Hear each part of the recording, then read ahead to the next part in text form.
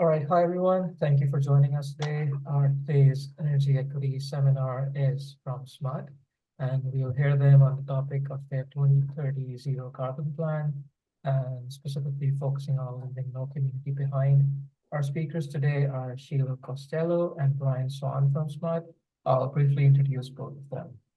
So Shiloh Costello is a passionate leader and equity evangelist with 25 years of experience in nonprofit leadership, community relations, and strategic partnership development. In her current role, she serves as the manager of Sustainable Communities and DEIB, overseeing SMUD's diversity, equity, inclusion, and belonging strategies, and the Sustainable Communities program, which aims to bring environmental equity and economic vitality to all communities in SMUD service area, ensuring an inclusive and equitable clean energy future. She also serves as the chair of the board of directors for Habitat for Humanity in Greater Sacramento, a Sacramento-based nonprofit organization dedicated to eliminating substandard housing locally through construction, rehabilitation, and preservation of homes. She also serves as the chair of the Large Public Policy Council Equity Task Force and is an active member of the Sacramento DEIB Racial Equity Task Force and the Elk Grove Chamber Economic Equity Task Force. With her, we also have Bryan Swann, who has 23 years of professional experience in electric utility planning and analysis. Bryan is currently the Director of Resource Strategy at SMUD and is responsible for coordinating the organization-wide development of SMUD's latest integrated resource plan, SMUD's 2030 zero carbon plan, focusing on decarbonizing SMUD's electric supply and electrifying buildings and transportation. This is in order to enhance the air quality and health of all Sacramento residents while ensuring affordable and reliable electricity for the region. During his 13-year tenure at SMUD, he has also served as manager of resource planning, focused on integrated resource planning, and also served as manager of commodity risk management, focusing on SMUD's energy risk profile. Prior to SMUD, Bryan worked at Henwood Energy as an energy consultant for nearly a decade, and also worked at California Independent System Operator. Mr. Swann, a Bachelor of Science degree in Business Administration from the California State University in Sacramento. And with that, I hand it over to Sheila to get us started. Great, thank you all so much, and just really, it's a pleasure to be here. As I'm talking here, I'm gonna try to also share my screen. There's nothing that gives me a level of panic like trying to share something and getting it right. So give me 1 second here and let me see if I can. Bryan's gonna keep me honest here, and hopefully we're seeing it okay. I'll just, let's try that again. All right. I will say, just first and foremost, thank you again for the invitation to share about SMUD, about our 2030 zero carbon plan, and our commitment to ensure that no community is left behind on the road to a clean energy transition and a clean energy future. I think what you'll quickly realize about me and my friend Bryan is we're super casual. we like good conversation. We like to have fun. We understand that, utility and energy can be exciting in addition to really important. But just so as we go along, I invite you to ask questions, drop them in the chat. I know we're going to leave some time at the end of our discussion for your questions, but as you think of them, drop them in the chat, and we can get to those, as we go, or as we, as we wrap up the conversation. So, with that, I think we'll get started. You heard a little bit about Bryan and I, so won't spend a lot of times here on this slide today. But again, just thank you for the invitation. I have to say, our partnership with UC Davis has spanned a number of years and spans across multiple lanes, across your university as well as across our utility. we have a special place here for the UC Davis graduate students who come and work here at SMUD. Invite you, if you have not heard about our internship program, I'm going to put in a plug right now. You all bring the best of the best of UC Davis to SMUD each and every year to help us in various lanes of the business, everything from legislation and regulatory information to the work that I do in environmental justice and equity, to resource planning, to IT, and beyond. So, I'll drop that plug in and give it some consideration, and happy to chat with you more about our internship opportunities if you're interested. So with that, let's just, we'll get things started here. So for those of you that are not familiar with SMUD, or maybe for those of you that are, we'll just give you a quick refresher course. SMUD is a community-owned, not-for-profit electric service organization. We've been in business 75 plus years. Bryan and I were just joking that 2015 is almost 10 years ago now. So, so yeah, it's going by fast, but we are the 6th largest community-owned electric utility in the United States. And we have just over 2,300 employees, over 600 and approximately 50,000 customers. Our 7-member elected board of directors provides oversight to our strategy and our vision. Our power mix on the average is about 60% carbon free, which you'll hear more about from Bryan here in a little bit. We're here today to share more about our 2030 zero carbon plan. It is the most ambitious goal of any large utility in the United States. And I say this as a resident of West Sacramento.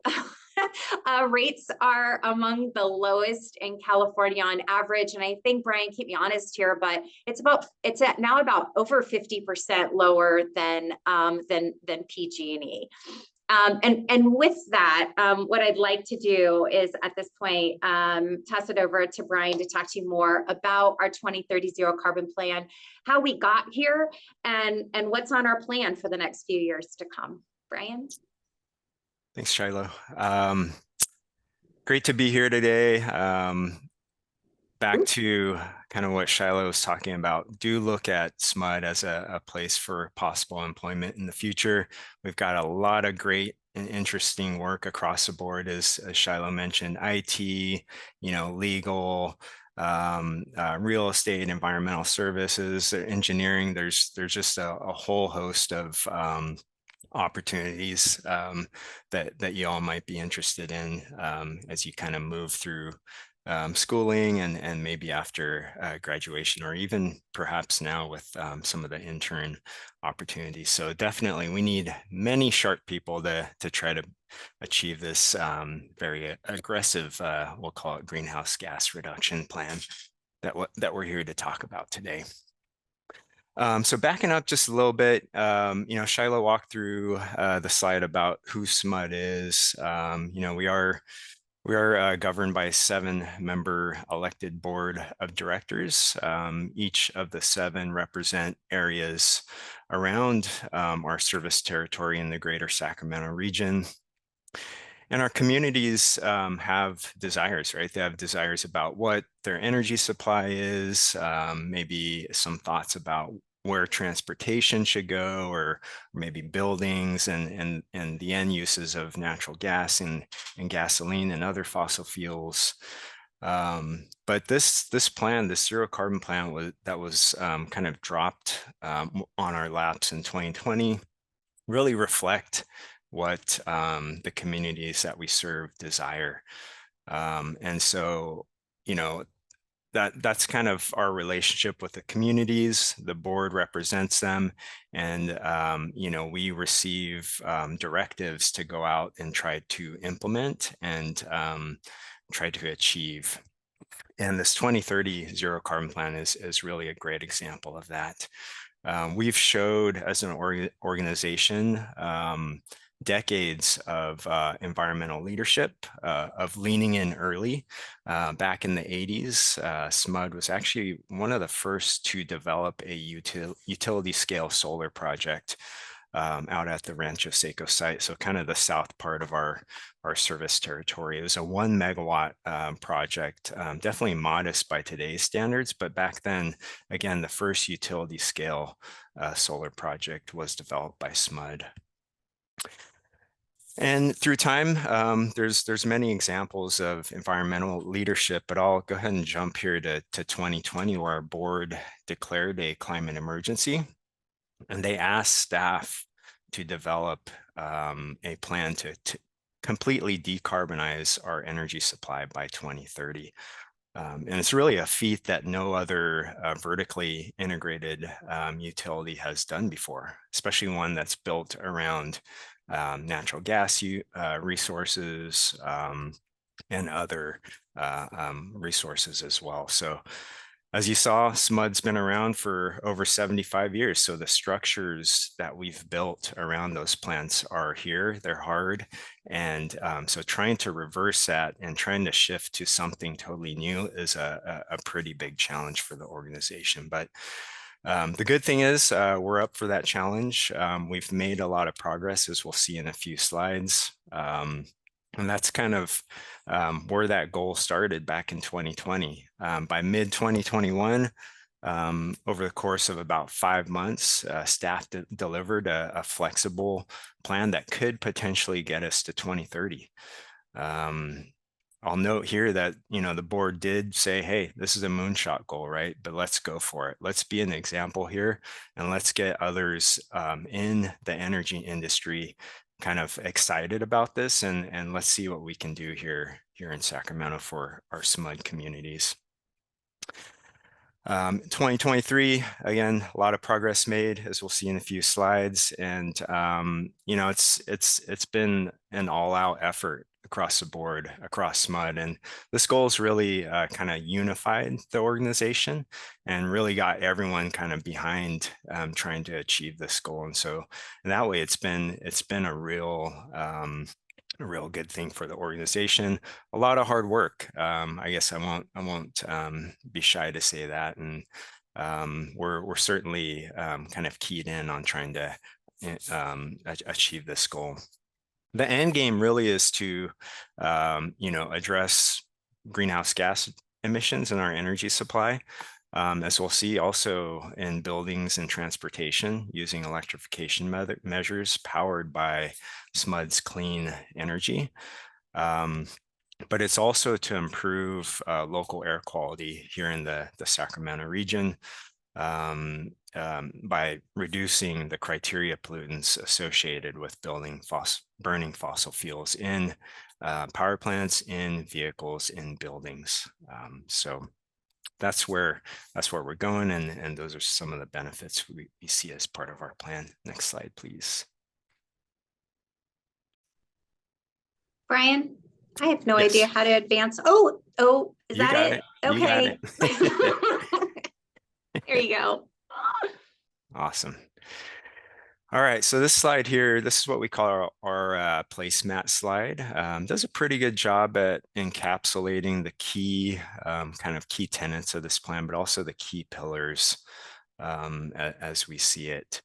But first, to key in on the key tenets of this plan, is really the board would like the organization to continue offering affordable rates. As Shiloh mentioned earlier, our rates are about 50% lower than PG&E. That translates to hundreds of millions of dollars left in the local economy to spend on things more exciting than, say, your electricity bill, right? The board also required this plan and this transition to be reliable. At the simplest sense, having reliable electricity could save lives, right? People rely on electricity to power devices and equipment related to health, right? So this is very essential to maintain reliable service as part of this transition. Also, and last year is the key tenet to remain that we continue looking at everything we do with an equitable lens and really enhance what we do in the communities. And we'll see later in this slide deck all the things that we're doing on that front from Shiloh. So with those key tenets, we can kind of get into the key pillars. So moving left to right here, the natural gas generation repurposing area of the plan. We think we could replace 2 power plants with renewable and storage resources. Again, resources that are available today, such as solar and battery storage. But the remaining 3 plants, there's much to figure out there in the way of reliability. So what we found as part of our studies is you can probably get about 85 to 90% reduction from proven clean technology that we have today. Renewables like wind, solar, geothermal, as well as short duration energy storage. So the lithium ion type, as we're all kind of aware of today. And also, we continue to support customer resources, rooftop solar, and battery storage. And so this is kind of the second part, the second pillar of our plan is the proven clean technology area. And so again, this area can contribute about 90% reduction of our energy supply emissions by 2030. This is still a very big task. While we know these things are proven today, this build rate that's included in this area is pretty aggressive. So we'll point that out. But with that 90% reduction, you know, we need things that are more reliable, things that maybe act and are available more like what the natural gas plants we have today are. And in this area, which is the new technology and business models area, that one right in the center, we're looking at new business models such as virtual power plants, vehicle to grid technology, ways to partner with our customers and their clean, connected, distributed energy resources to build something that could help reduce the use of natural gas at our thermal plants here in Sacramento. We're also evaluating a number of grid scale technologies. There's hydrogen, you know, there's a lot of excitement about that here in the state with the new DOE grants and state grants. But we're also looking at other alternative fuels, long duration energy storage technologies that are now emerging, as well as carbon capture and sequestration. And I'll touch on that last one here in a bit on the next slide. Oops, sorry, previous slide, there you go. Thanks, Shiloh. The next pillar of this plan is really, again, we have to remain affordable for our customers. And to do that, we're looking at pursuing as many grants and looking for partnerships to reduce the costs of the things we need to do to get down this path. And by doing that, we hope to limit rate impacts to that no greater than the rate of inflation. So that's a pretty big task there as well. But in 2023, we actually secured through partnerships and through direct grant acquisition, somewhere around $300 million just in 2023. So you know, that goes a long way to reducing rate impacts to our customers as part of this plan. And the last pillar here is really to maximize community benefits. I won't go into this in too much detail because I know Shiloh is going to cover this pretty well, but you know, this plan's nothing unless it really involves everyone as part of the transition. There's multiple ways we're out there in the community providing incentives, programs, outreach, workforce development, and a whole host of other opportunities for our under-resourced communities to make sure they're transitioning to 2030 with the rest of the region and the organization. Last thing I'll mention here, down at the bottom, you see the banner. By 2030, our hopes are that our vehicle and building electrification efforts reduce emissions in the area by about 1.4 million metric tons through incentives for electrification appliances and vehicles, and the like. So again, 1.4 million metric tons plus 2 million metric tons from our energy supply reduction is really the goal for 2030. Next slide, please. All right, generation project progress and future outlook. So we have made some progress to date. Again, that plan was passed and adopted by our board in 2021. We had several projects kind of in flight. We had the Drew solar project with the Navajo Tribal Utility Authority down in the south part of the state, 100 megawatts there. We also brought online in 2022 our first lithium ion utility scale storage project. It's relatively modest there with 4 megawatts, but the thing with that is we can learn a lot about operating and maintaining that resource as we look forward to building more and more storage assets. So a lot to learn from a project of that size. It's big enough, but not too big, you know, where maybe the capital investment at that time would be maybe a bit too much for something larger. So again, that 4 megawatt storage project is pretty critical to learning the operation of storage technology. 2023, we added 100 megawatts of geothermal. We partnered with Calpine on that power purchase agreement. In 2024, we're looking to bring online 91 megawatts out at Rio Vista. Folks are familiar with kind of about 30 miles south of Sacramento here is Rio Vista. There's the Solano wind area out there. And today we have about 250 megawatts of wind resource out in that region. And this 91 will add to that. So we'll have over 300 megawatts of wind out in that region with this project. Looking forward, last summer we had our board approve a power purchase agreement for our largest solar and storage project to date, probably due to come online late 2026, potentially 2027.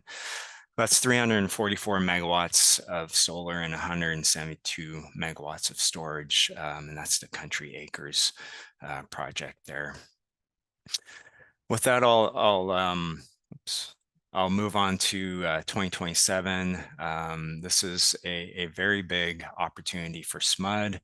And in 2023, we explored a partnership on a DOE grant, Department of Energy grant, for up to $270 million to reduce the cost of a carbon capture and sequestration project at the Calpine Sutter natural gas plant. So that is a natural gas plant that's operating today.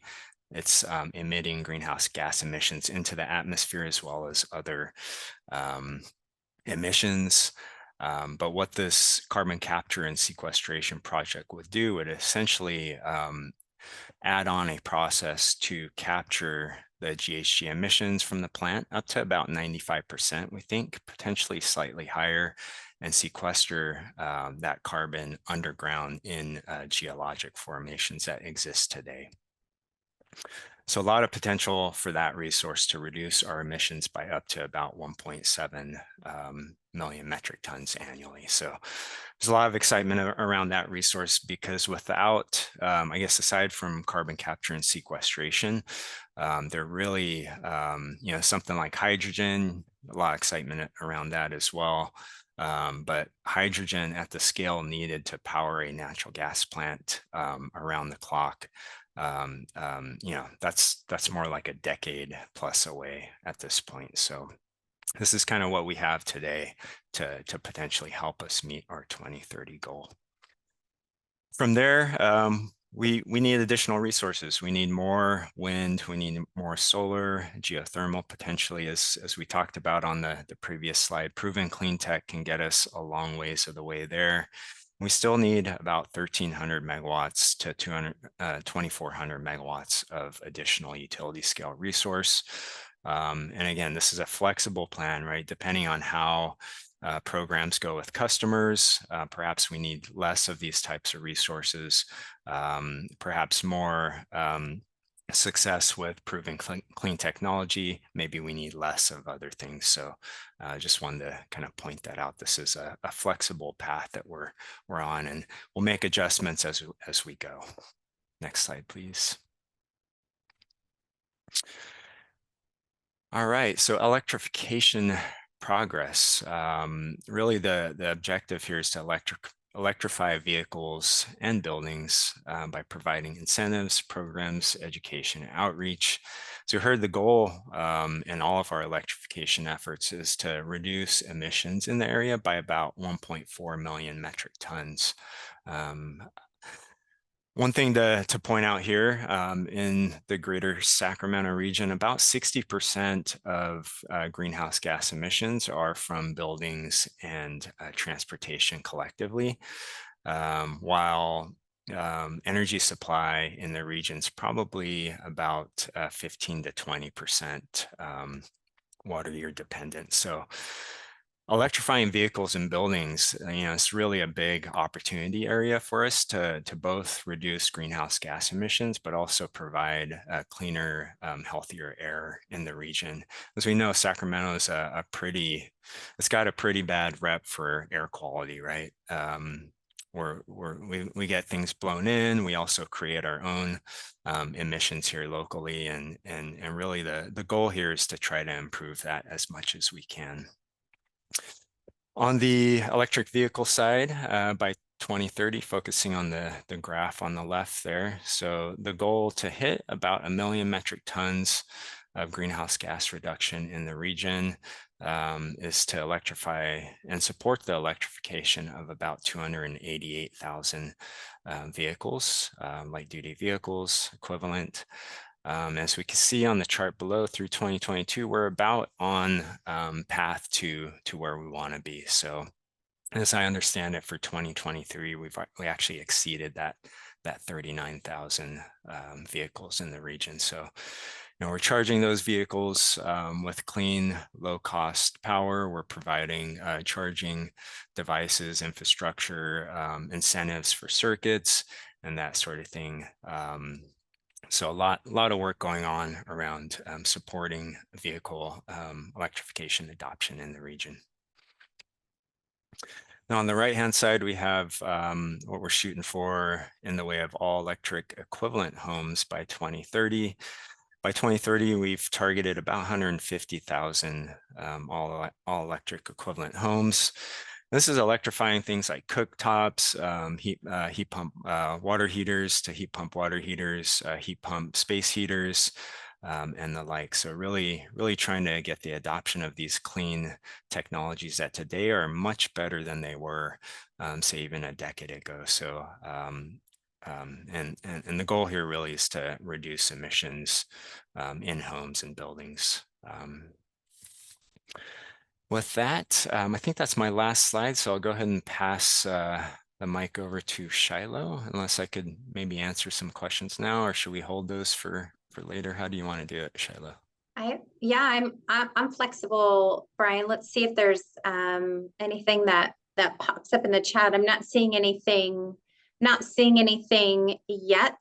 Maybe we keep moving, and then as folks have additional questions, as I say that, right? Good. Okay.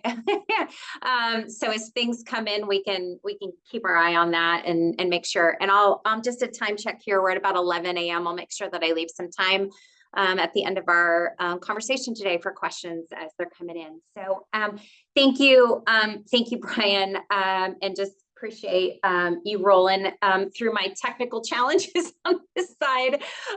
Just explaining how, as I'm sure you all know, going from Teams to Zoom to WebEx to, all the things, right? But wanted to spend some time today talking about our strategy to ensure no community is left behind as we transition to a clean energy future.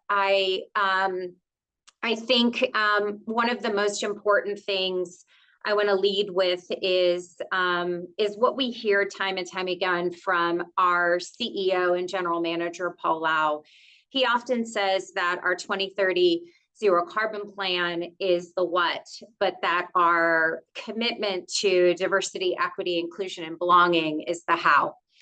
And so today, wanting to share a bit more about how we're engaging our customers and communities, talk to you a little bit more about our diversity, equity, inclusion, and belonging strategy and plan, and then share with you our community impact plan, which is a $45 million investment in ensuring our vulnerable communities and our underrepresented customers can participate with us in a clean energy transition. So I want to start here.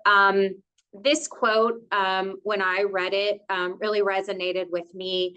As climate disasters continue to worsen, families are counting on all of us to be there for them as they face the impact of more intense extreme weather-related events. We must act now. This is not a this is a we opportunity, right? There's an opportunity for all of us to come together to make collective impact in our region. What you're seeing on the left-hand side is all of the areas in which SMUD invests in our communities through community-based partnerships. We have a portfolio of 150 local community-based organizations that we invest in to ensure that we can connect with our customers throughout our entire service territory. We have income eligible programs that folks are able to take advantage of if they apply and meet the qualifications for income. We have community outreach and education, working with everything from K through U to ensure that there's education and awareness about impacts of this transition on our customers and communities. You heard Bryan talk a little bit about transportation electrification. I'm going to share a little bit more about what we're doing in this space, specifically in our under-resourced communities, ensuring that mobility options are available for all customers and communities. Inclusive economic development, working with our small businesses throughout the region, regional workforce development, ensuring that folks have access to high-paying job opportunities that this 2030 zero carbon plan is creating throughout our region. Share a little bit more about our community impact plan, and then of course the work that we're doing to get additional federal and state grant opportunities. You heard Bryan say that we can't fund this alone. We're mindful about affordability and about reliability, and we want to ensure that we're leveraging all available financial resources to make this plan a reality. Oh, one more thing I want to add on this slide. On the right-hand side, you're seeing this, you're seeing a mapping tool, which is the Sustainable Communities Resource Priorities Map. This is available at smud.org/sustainable communities. You can scroll down on that page, you can click through. This is a EPRI GIS mapping tool. This was done in partnership with UC Davis and several other of our regional partners. It helps SMUD to identify the neighborhoods that are most impacted by a number of resources: access to good air quality, access to mobility options, access to health, access to food, access to transportation, affordable housing, jobs, and beyond. And so this is an interactive map. And I invite you to take a look at this mapping tool, dig in and see what's available. But again, it helps us be intentional about our investments throughout the region. Wanted to show you briefly about our diversity, equity, inclusion, and belonging strategy. Our mission and vision for our DEIB strategy is there on the left-hand side. But for us, we celebrate diversity, and this work inspires an inclusive culture based on trust and respect to create belonging and connection amongst our employees, our customers, and our communities. Our DEIB strategy has 4 pillars: building a diverse workforce, powering an inclusive culture, forging a lasting community impact, and then putting equity into practice. I've got that red box around those two on the right-hand side, not to suggest that they're any more important than the others, but just to say we're going to spend a little bit more time focused on that right-hand side today. We're going to talk about our community-based partnerships that are serving our under-resourced communities. We're going to talk about fostering inclusive economic development. We're going to talk about how we're centering community voice and the design of the programs and services that impact their lives. And then we're encouraging equity in a number of business practices, programs, and incentives to ensure that we can create equitable access for our customers and communities. Our community impact plan was established last year. I remember being at a leadership cohort graduation. It's called Nueva Época, and it is for individuals in the Latinx community and those that are interested in uplifting the Latinx community in the professional development space. And a woman who was speaking used the term, a Latin term, and forgive me because I don't speak Latin, but it was nihil de nobis sine nobis. And of course, I heard this. I wasn't exactly sure what it meant at the time, although in context, I was understanding how she was describing it. But of course, I went home and I did some research on the phrase, and it was originally created and elevated during the Revolutionary War. And you may have heard this phrase, no taxation without representation, right? Several years later, it was brought back by a South African leader who wanted to ensure that the voices of differently abled individuals were centered in the design of the policies that impacted their lives. Nihil de nobis sine nobis means nothing about us without us. And that was the focal point for us in creating the community impact plan. We met with community nonprofit organizations. We met with community leaders. We met with customers across our region, and we said, what do you need from us as we're creating resources and programs to ensure participation? What do you need to see in these programs? And on the left-hand side, this is what we heard. We heard that jobs and workforce development are a priority. The single most important way to close the wealth gap in our Black and Brown communities is through job opportunities and creation of small business, right? Wealth building. We heard a need for community ambassadors, those that understand the cultural implications and dynamics of our plan. We heard that we needed programs that were relevant to renters, median income customers. We often hear referred to as the missing middle, or sometimes some folks refer to it as the working poor, but those that are screened out of those income eligible programs, but still are in need of additional services.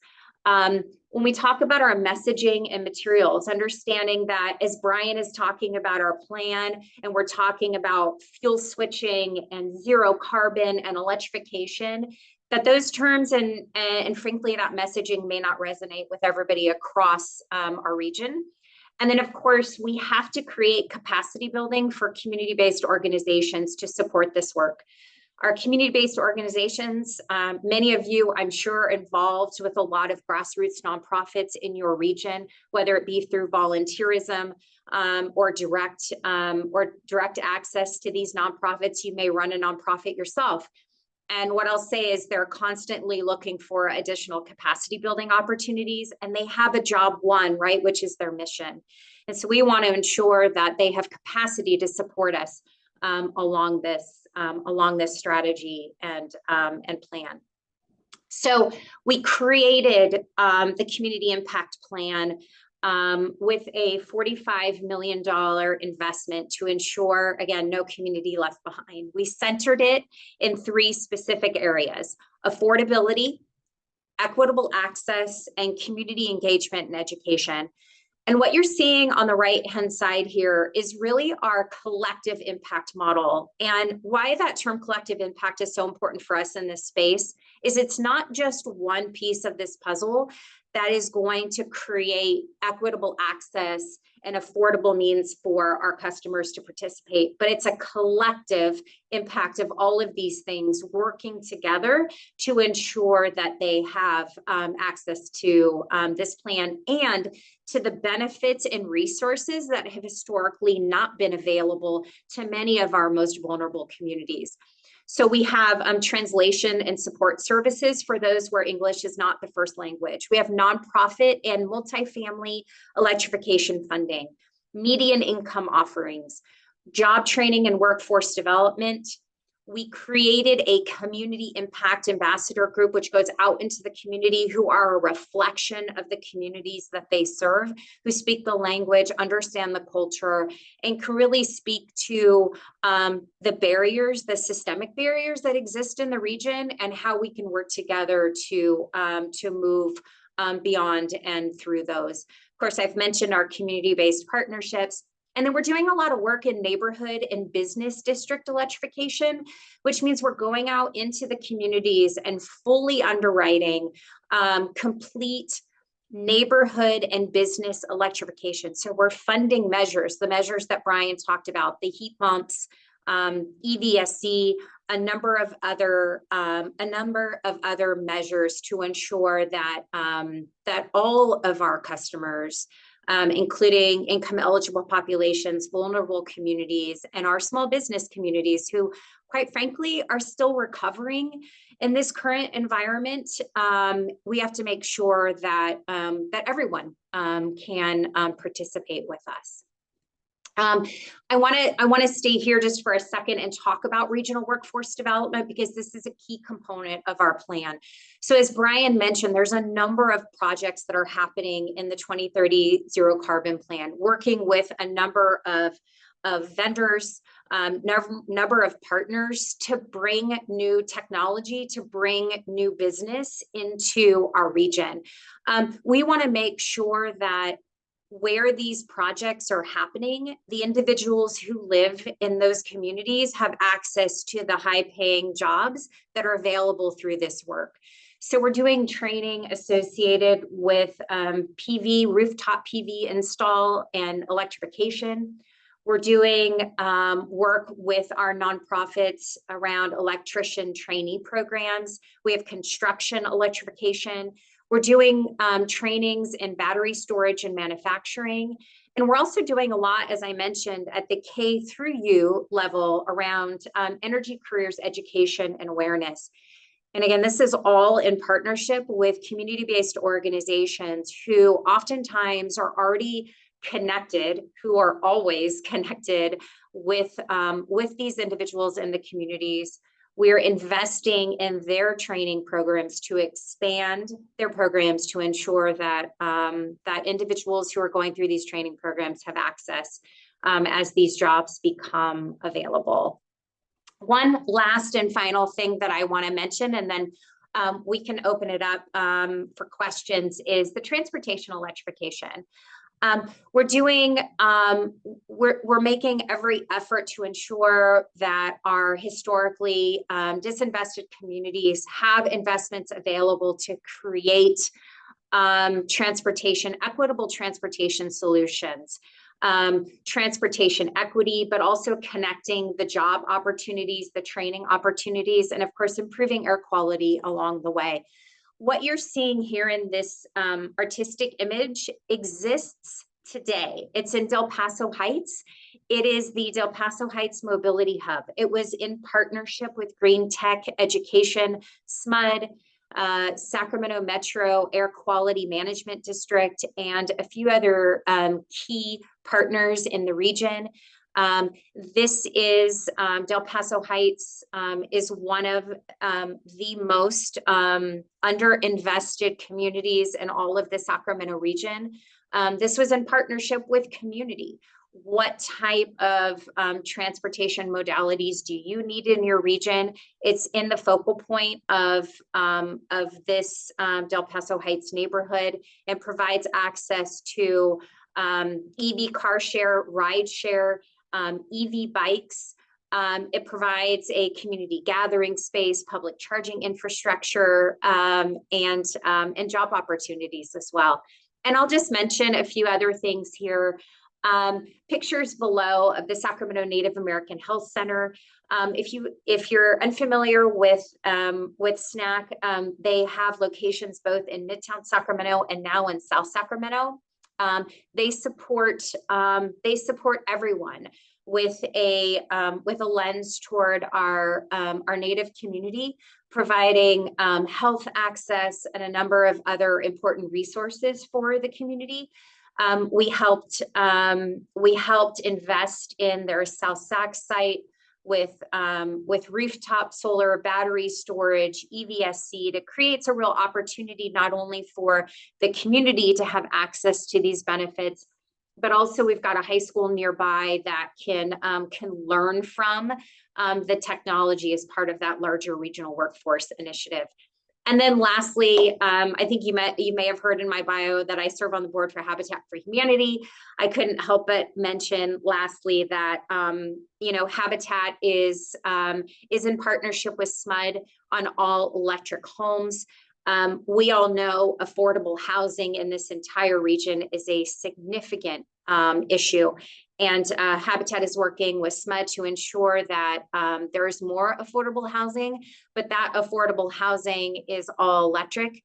We're ensuring that there is solar, that there's battery storage, that there's all electric appliances to improve air quality, both indoor and outdoor, in addition to EV ready for individuals who are purchasing these homes at 0% interest. So with that, I'm gonna stop. I'm actually gonna unshare here my screen just so that we can see folks and see if there's any additional questions that we can answer. Perfect. Thank you, Shiloh and Bryan, for the talk. I'll get us started with the questions. So our first question is from Ben Finkler at EEI. He's saying that thanks so much for your time today and for sharing so much about your inspiring efforts at SMUD. Love the Del Paso Heights project. What is or are the biggest challenges you're facing in implementing/achieving your neighborhood and business electrification goals? Thank you. Hi, Ben. It's good to see you. I love the Del Paso Heights project too. It's absolutely one of my favorites. If you have not seen the project, please, I invite all of you to head out to Del Paso. I mean, let's set up a tour. I would love for the students to come out and learn more about this project because we're planning to replicate it. So this is not a one and done. Del Paso Heights got one of the first of its kind in the entire state of California, and we're planning to do more. So Ben, I would say with respect to the neighborhood and business district electrification goals, first and foremost, it's about trust, right? We're going door to door. We're knocking on doors of homes in Del Paso Heights and in Strawberry Manor and South Sacramento and and Fruit Ridge and beyond. And we're also going door to door with small businesses, and it's about trust. We don't go by ourselves.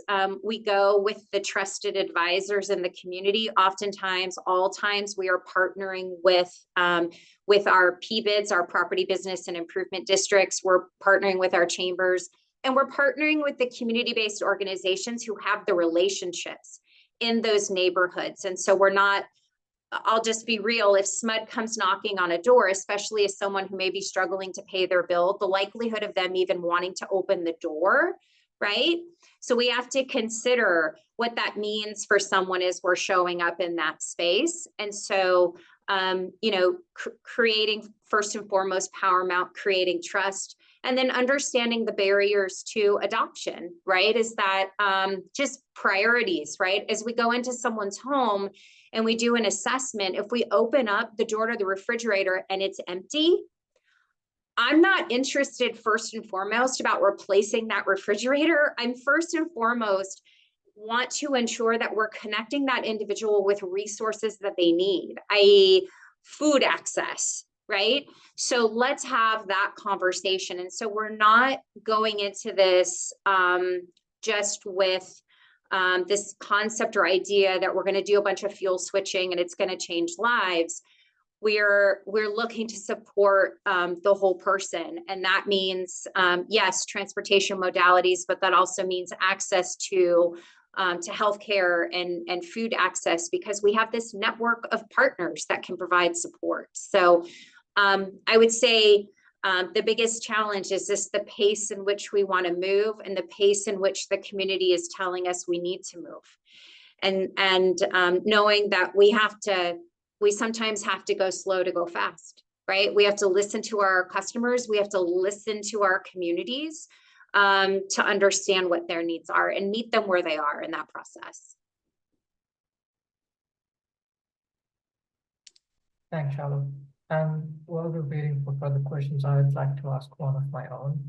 In one of these previous seminars, we heard a lot about energy efficiency financing from the utilities and how some of these financing projects which rely on loan programs have failed in the past.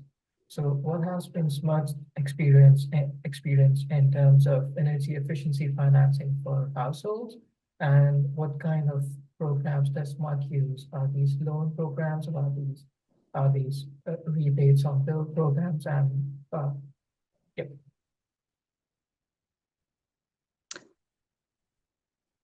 Bryan, do you want to you want to take a stab at that one? Yeah, so I guess I'm just going to be honest here. I'm pretty unfamiliar with that area of the business. So I mean, if that's the best we got, we'd have to get back to you on that. So I don't know, Shiloh, do you have much to add there? I mean, I would say a couple of things with respect to the work that we're doing in the community impact plan. We do have aggressive rebates and incentives that are available, for market rate customers. I think the thing that we realize, though, is that you have to afford first and foremost, because before you're able to access, right, the incentives and rebates, right, you still have to. It doesn't get you to 100%. And so part of the work that we have, I would say, in flight, we're not there yet, we haven't solved for it yet, is how do we provide up to 100% financing at low, no interest rates for individuals who otherwise don't have the means to participate at all, right? And so we are just talking super straight. We're still trying to solve for that. We're still trying to identify how do we create programs that are accessible to all customers and all communities, not just those who have the discretionary funds to decide to fuel switch maybe before end of life, right? Oftentimes what we're finding in our low income communities is end of life happens, meaning their HVAC goes out. And because the funds aren't available to replace it, they wind up using, space heaters or other means that are significantly less efficient, and their energy burden goes up. Right. And so now they've got this higher energy burden. And so we're trying to meet them in that space to identify ways for them to engage with us. We won't be able to fund it 100% forever, but we do want to find additional access points for these customers in this space. Perfect. And we have not a question, but just a comment from Tyler. He says that I loved hearing your story around nothing about us without us, which is the translation for your Latin. What a wonderful slogan to communicate the idea that no policy should be decided by any representative without full and direct participation of the members of the group affected by that policy. So he says, thank you for that. Yeah, I'll just tell you, I don't know if you all can see it, but like this lives on my monitor. Nothing about us without us. Like it is it is my, my personal mantra for this work. So Tyler, thank you. Brian, looks like you're next up there in the chat. Yeah, the next is from Mark. He says, "Hi, Brian, Shiloh, great presentation. Thank you. Brian, can you share more details on the CCS or carbon capture and sequestration element? What are some of the considerations that factor in SMUD's decision making? Also, you mentioned hydrogen and hinted at perhaps other considerations for LSD. Can you share any additional details? Thanks." Yeah, thanks for the question, Mark. Oh, long duration storage. Okay, I was going to need help with LSD. Okay, yeah, good question, Mark. So the carbon capture and sequestration project. So again, Calpine's the owner of a natural gas plant. It's about 500 megawatts, located again, Sutter County, about 30 miles north of SMUD service territory. It is interconnected with SMUD's balancing authority, which is Bank. And so it does and have direct impact on how we serve electricity here in Sacramento. I think that's an important element. So it's proximity and interconnection to SMUD and how it could reduce the natural gas use at local plants here in Sacramento, especially those located in disadvantaged communities. Very important. So 500 megawatts, will SMUD take the whole amount? We think I guess maybe back up. Today it's a 500 megawatt project. 100 megawatts would be used to run the capture equipment and transport equipment. So up for consideration is really about 400 megawatts. What we understand, we think about 300's probably about the right amount for us to meet our energy demands. And in the previous message I did mention the growth of our loads due to electrification being about 30% between those 21 and 2030. But about 300 megawatts, somewhere in there, we think is about the sweet spot for SMUD to potentially take as part of that project. The DOE granted Calpine $270 million. Those dollars could be used to reduce the capital costs of developing that project, probably somewhere in the range of about $1 billion total to develop that at the existing gas plant out there. Currently Calpine's doing feed studies. They're also onboarding DOE to make sure they're able to capture that total $270 million as part of the development, right? So DOE has their requirements as part of that grant, and so onboarding DOE to get involved and make sure they're hitting all the marks with the DOE and those grant dollars. The area surrounding the natural gas plant is known to be a great target sequestration site. Again, in existing geology. Lawrence Livermore National Labs has done studies on the area and has found the area to be sufficient to store, I guess, based on maybe what the Sutter plant emits today, about 100 years of sequestration, about 10 miles kind of northwest of that project. To SMUD, what this could mean for us is a potential push towards our 2030 goal. Again, it could reduce our emissions by up to 1.7 million. That's for the total project. And today our emissions are about 2 million. So you can see there that it will have a dramatic impact on how we use our natural gas plants here in Sacramento. Some other interesting facts. Just looking through some material here that I can actually share in the chat. This technology kind of has existed to this point. It's been used mostly in industrial processes It's been used more focused on coal plants, because coal, as we know, is 3 to 4 times dirtier than natural gas plants. So it has been focused on use at coal plants. But this would be the first application of this technology at a natural gas plant. And in fact, there's 3 projects in total that were selected by the DOE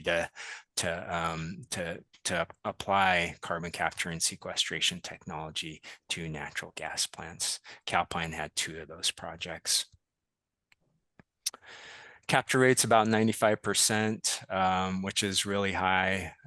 Calpine and their partners, I guess they have a new method of capturing the CO2 that's actually being piloted at one of Calpine's Pittsburgh plants in the Bay Area.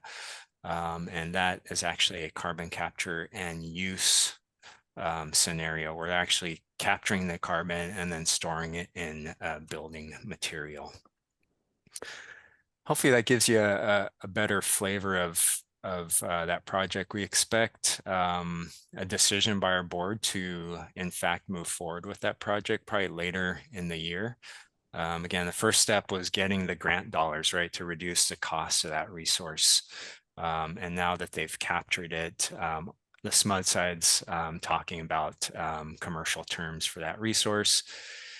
And with SMUD, anything that's any contract or deal that's over, I think it's 3 years, needs to be discussed with the board and the public. And so we'll have a big discussion with our board and public about that opportunity later in the year, potentially into 2025 as well. So hopefully that helps address Mark's question. On the long duration and storage side, we actually jumped into our first exploration of that. It's an iron flow technology using electrolytes to store energy longer than, lithium ion, which is known to store energy for about 4 hours, right? That's kind of the typical application of lithium ion. But something like iron flow, and there's other long duration energy storage technologies out there as well. The goal is to store more energy, right? The goal is to store enough energy to maybe ride out a storm that renders your solar capacity useless, right? In early 2023, we experienced a storm that lasted 21 days or so. I saw that, Shiloh. I'll wrap up here. That storm reduced local solar output to about 5%, 5 to 10% of its capability during production hours, right? So something that can ride out, we're talking about 10 hours. I mean, we need something that can span multiple days, really, for us to use something like a variable energy resource, store it for longer periods of time. So when these types of anomalous weather events come through, we can kind of ride those out still in a clean manner, perhaps maybe without natural gas resources. So that's really kind of the goal. The ESS project right now we're building up to about 4 megawatts with a potential to hit about 200 megawatts by, I think, 26 or 27. So hopefully that's enough for you there, Mark. Thanks, Bryan. Thanks, Shiloh, for joining us today. We are a couple minutes over that time. So great presentation, great hearing from you both on the technical side as well as on the community engagement and all of SMUD's great work on the other side. So thank you for joining us. Thank you for the talk, and thank you everyone for listening to this talk. And I guess that's it. Thank you, everyone. Thank you. Thanks, everybody. We put our contact information in the chat. So if you'd like to reach out, we invite you to reach out to us if you have any additional questions or comments. Thanks, everybody.